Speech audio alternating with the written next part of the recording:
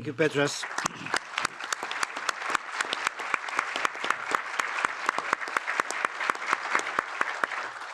Dear Mrs. Rajavi, esteemed authorities, distinguished colleagues and friends, dear Alejo, we are so happy to have you here again.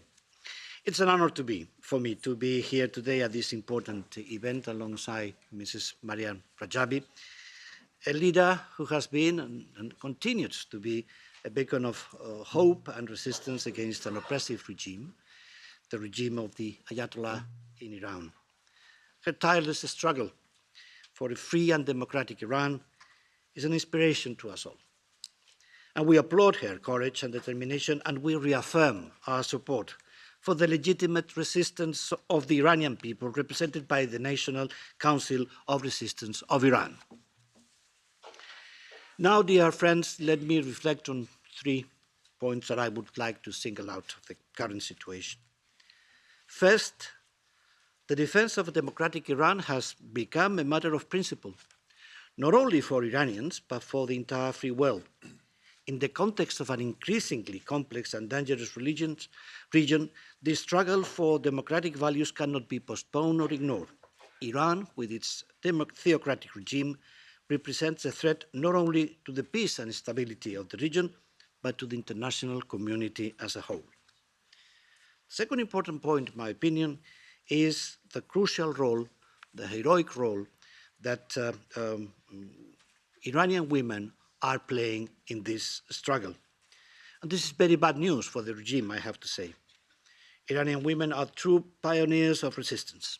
Their courage and their determination that we all have witnessed, their determination to take to the streets and defy a regime that oppresses them is beyond admiration. The role in the fight for democratic and free Iran is fundamental. And their bravery, no doubt, is the driving force behind this change, and acknowledging it is a moral duty for us all.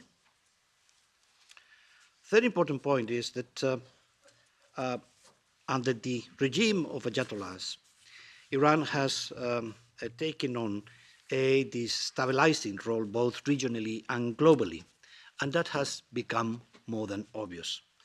Intervention in Syria, support for terrorist groups in Yemen, Iraq, and Lebanon, and its constant defiance of the international community are just a few examples of its aggressive and expansionist policy. Iran not only threatens the stability of the region, but also endangers global security. So the European Union, we need a full review of our policy with regard to Iran. A full review that has to start by recalling what Mrs. Rajavi has just said. It's simply false, it's untrue, it's extremely dangerous to say that there is no alternative to Ayatollah's regime. That after all, the Ayatollah's regime is the evil we know. The Ayatollah's regime is not the evil we know. The Ayatollah's regime is just evil. The second important thing to remember when we approach this necessary, this indispensable review of our policy towards Iran is the failure itself. It's not only based on a false premise, but it's also leading to failure. And this failure is now, today, dramatically reflected in the fact that Iranian drones flying over European skies and attacking Ukraine. That's the image of failure. For all these reasons, the European Union must act now decisively. And we need more effective sanctions that truly penalize those who perpetuate this regime and its terrorist activities. And moreover, we must work closely with our international allies to confront the Iranian threat jointly. Iran's nuclear program is undoubtedly one of the most serious challenges of our time. Iran cannot continue to develop nuclear technologies for military purposes under the guise of a civilian program. We must make it clear that we will not tolerate the Iranian regime acquiring nuclear capabilities. A crucial step in this direction, and certainly one of the cornerstones of this review of our policy towards Iran, is the inclusion of Iran's Revolutionary Guard in the list of terrorist organizations. As you know, this organization is responsible for many of Iran's atrocities and destabilizing activities, must be identified and effectively confronted. It is urgent that the international community take this measure and the European Union lead this effort, following the lead of the European Parliament, which has repeatedly called for the listing of Iran's Revolutionary Guard as a terrorist organization. The European Union must adopt a clear and strategic stance regarding the Iranian crisis.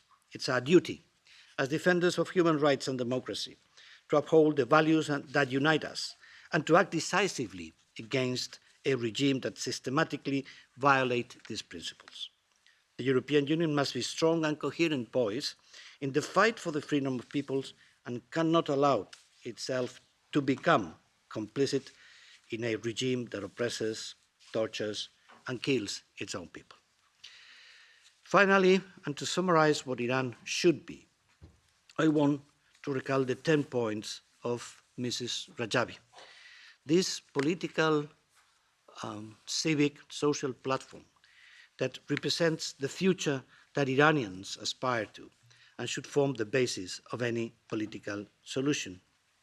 We are talking about an Iran with rejection of absolute clerical rule, the affirmation of people's sovereignty, freedom of speech and the press, dissolution of oppressive institutions, commitment to human rights, separation of religion and state, gender equality and rights, independent and fair judiciary, ethnic autonomy and justice, environmental protection and peace. So we are talking about an Iran free, democratic, in which the dignity of every man and woman is upheld and defended. The goal is clear: a democratic, secular, free Iran based on human rights that is not only possible, but necessary for the peace and the stability of the entire region. The democratic resistance of Iran, led by Mrs. Rajavi's vision, is, let's again say, the only realistic and legitimate response to the regime of the Ayatollahs. The time to act is now. The people of Iran and the world deserve a future of freedom and democracy. We cannot stand idly by while the Iranian regime continues to oppress its people and threaten world peace.